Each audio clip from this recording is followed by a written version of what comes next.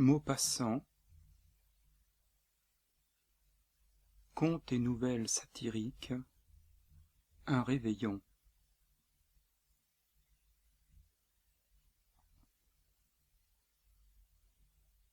Je ne sais plus au juste l'année.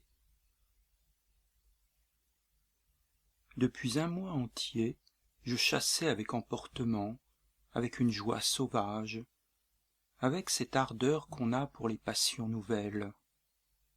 J'étais en Normandie, chez un parent non marié, Jules de Banneville, seul avec lui, sa bonne, un valet, et un garde dans son château seigneurial. Ce château, vieux bâtiment grisâtre entouré de sapins gémissants, au centre de longues avenues de chênes où galopait le vent, semblait abandonné depuis des siècles. Un antique mobilier habitait seul les pièces toujours fermées, où jadis ces gens dont on voyait les portraits accrochés dans un corridor aussi tempétueux que les avenues, recevaient cérémonieusement les nobles voisins. Quant à nous, nous nous étions réfugiés dans la cuisine, seul coin habitable du manoir, une immense cuisine dont les lointains sombres s'éclairaient quand on jetait une bourrée nouvelle dans la vaste cheminée.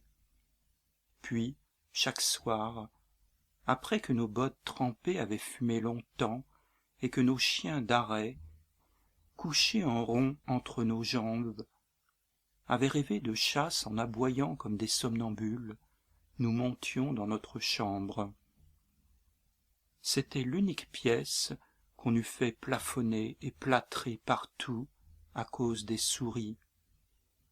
Mais elle était demeurée nue, blanchie seulement à la chaux, avec des fusils, des fouets à chiens et des cors de chasse accrochés au mur. Et nous nous glissions grelottant dans nos lits aux deux coins de cette case sibérienne. À une lieue en face du château, la falaise à pic tombait dans la mer, et les puissants souffles de l'océan, jour et nuit, faisaient soupirer les grands arbres courbés, pleurer le toit et les girouettes, crier tout le vénérable bâtiment, qui s'emplissait de vent par ses tuiles disjointes, ses cheminées larges comme des gouffres, ses fenêtres qui ne fermaient plus. Ce jour-là, il avait gelé horriblement, le soir était venu, nous allions nous mettre à table devant le grand feu de la haute cheminée où rôtissait un rable de lièvre flanqué de deux perdrix qui sentaient bon. Mon cousin leva la tête. « Il ne fera pas chaud en se couchant, dit-il. » Indifférent, je répliquai. « Non, mais nous aurons du canard aux étangs demain matin. » La servante, qui mettait notre couvert à un bout de table et celui des domestiques à l'autre bout, demanda. « Ces messieurs savent-ils que c'est ce soir le réveillon ?» Nous n'en savions rien, assurément, car nous ne regardions guère le calendrier. Mon compagnon reprit. « Alors c'est ce soir la messe de minuit? C'est donc pour cela qu'on a sonné toute la journée ?» La servante répliqua. « Oui et non, monsieur. On a sonné aussi parce que le père Fournel est mort. »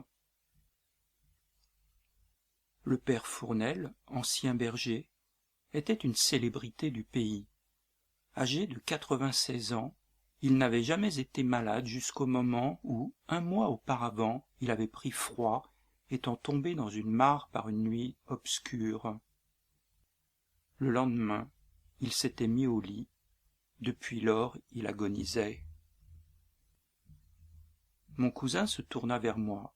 « Si tu veux, dit-il, nous irons tout à l'heure voir ces pauvres gens. » Il voulait parler de la famille du vieux, son petit-fils, âgé de 58 ans, et sa petite belle-fille, d'une année plus jeune. La génération intermédiaire n'existait déjà plus depuis longtemps. Ils habitaient une lamentable masure, à l'entrée du hameau, sur la droite. Mais je ne sais pourquoi cette idée de Noël, au fond de cette solitude, nous mit en humeur de causer. Tous les deux, en tête-à-tête, nous nous racontions des histoires de réveillons anciens, des aventures de cette nuit folle, les bonnes fortunes passées et les réveils du lendemain, les réveils à deux avec leurs surprises hasardeuses, l'étonnement des découvertes. De cette façon, notre dîner dura longtemps. De nombreuses pipes le suivirent, et, envahis par ces gaietés de solitaire, des gaietés communicatives qui naissent soudain entre deux intimes amis, nous parlions sans repos, fouillant en nous pour nous dire ces souvenirs confidentiels du cœur qui s'échappent en ces heures d'effusion. La bonne, partie depuis longtemps, reparut. « Je vais à la messe, monsieur. »« Déjà ? Il est minuit moins 3/4. »« Si nous allions aussi jusqu'à l'église, demanda Jules, cette messe de Noël est bien curieuse aux champs. » J'acceptai, et nous partîmes, enveloppés en nos fourrures de chasse. Un froid aigu piquait le visage, faisait pleurer les yeux. L'air cru saisissait les poumons, desséchait la gorge. Le ciel profond, net et dur, était criblé d'étoiles qu'on eût dites pâlies par la gelée.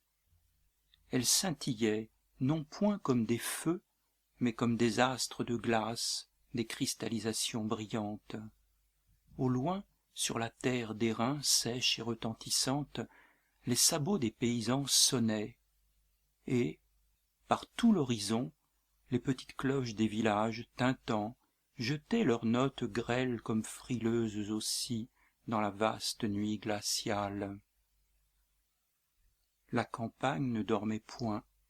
Des coqs, trompés par ces bruits, chantaient, et en passant le long des étables, on entendait remuer les bêtes troublées par ces rumeurs de vie. En approchant du hameau, Jules se ressouvint des Fournel. « Voici leur baraque, dit-il. Entrons. » Il frappa longtemps en vain. Alors une voisine, qui sortait de chez elle pour se rendre à l'église, nous ayant aperçus. « Ils sont à la messe, messieurs. Ils vont prier pour le Père. »« Nous les verrons en sortant, dit mon cousin. » La lune, à son déclin, profilait au bord de l'horizon sa silhouette de faucille au milieu de cette semaille infinie de grains luisants jetés à poignées dans l'espace. Et par la campagne noire, des petits feux tremblants s'en venaient de partout vers le clocher pointu qui sonnait sans répit.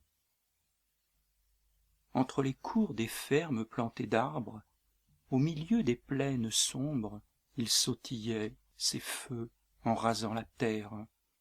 C'étaient des lanternes de cornes que portaient les paysans devant leurs femmes en bonnet blanc, enveloppées de longues mantes noires, et suivies de mioches mal éveillées, se tenant la main dans la nuit. Par la porte ouverte de l'église, on apercevait le chœur illuminé. Une guirlande de chandelles d'un sou faisait le tour de la nef, et par terre, dans une chapelle à gauche, un gros enfant Jésus étalait sur de la vraie paille, au milieu des branches de sapin, sa nudité rose et maniérée. L'office commençait. Les paysans courbés, les femmes à genoux priaient. Ces simples gens, relevés par la nuit froide, regardaient, tout remués, l'image grossièrement peinte, et ils joignaient les mains, naïvement convaincus, autant qu'intimidés par l'humble splendeur de cette représentation puérile. L'air glacé faisait palpiter les flammes. Jules me dit « Sortons, on est encore mieux dehors !» Et sur la route déserte, pendant que tous les campagnards prosternés grelottaient dévotement, nous nous mîmes à recauser de nos souvenirs, si longtemps que l'office était fini quand nous revînmes au hameau. Un filet de lumière passait sous la porte des Fournel. « Ils veillent leur mort, dit mon cousin. Entrons enfin chez ces pauvres gens, cela leur fera plaisir. »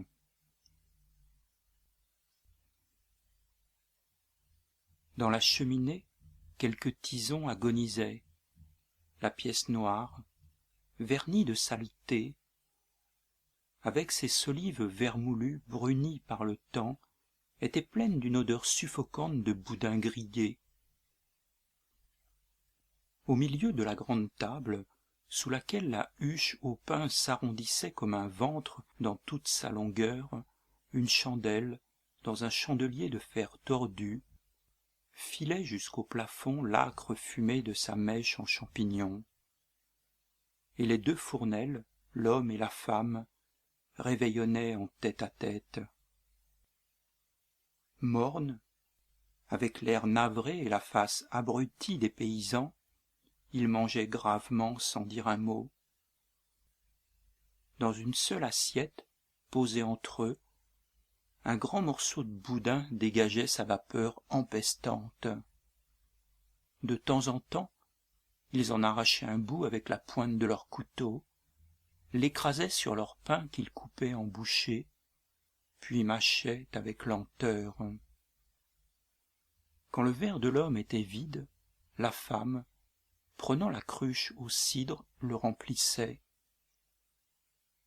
À notre entrée, ils se levèrent, nous firent asseoir, nous offrirent de faire comme eux, et, sur notre refus, se remirent à manger. Au bout de quelques minutes de silence, mon cousin demanda : « Eh bien, Antime, votre grand-père est mort ? » ?»« Oui, mon pauvre monsieur, il a passé tantôt. » Le silence recommença. La femme, par politesse, moucha la chandelle. Alors, pour dire quelque chose, j'ajoutai : « Il était bien vieux. » Sa petite belle-fille de 57 ans reprit : « Oh, son temps était terminé, il n'avait plus rien à faire ici. »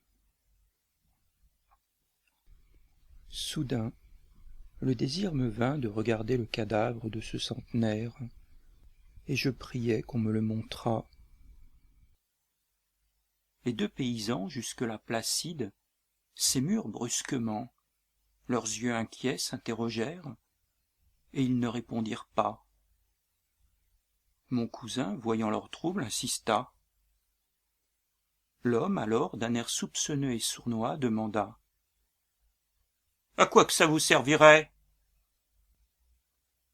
À rien, dit Jules, mais ça se fait tous les jours. Pourquoi ne voulez-vous pas le montrer ? » Le paysan haussa les épaules. « Oh, moi, je veux bien, mais seulement à cette heure-ci, c'est malaisé. » Mille suppositions nous passaient dans l'esprit. Comme les petits-enfants du mort ne remuaient toujours pas, et demeuraient face à face, les yeux baissés, avec cette tête de bois des gens mécontents qui semblent dire « Allez-vous-en !» Mon cousin parla avec autorité. « Allons, Antime, levez-vous, et conduisez-nous dans sa chambre. » Mais l'homme, ayant pris son parti, répondit d'un air renfrogné. « C'est pas la peine, il n'y est plus, monsieur. » »« Mais alors, où donc est-il ? » La femme coupa la parole à son mari. « Je vas vous dire, je l'avons mis jusqu'à demain dans la huche, parce que j'avions point de place. »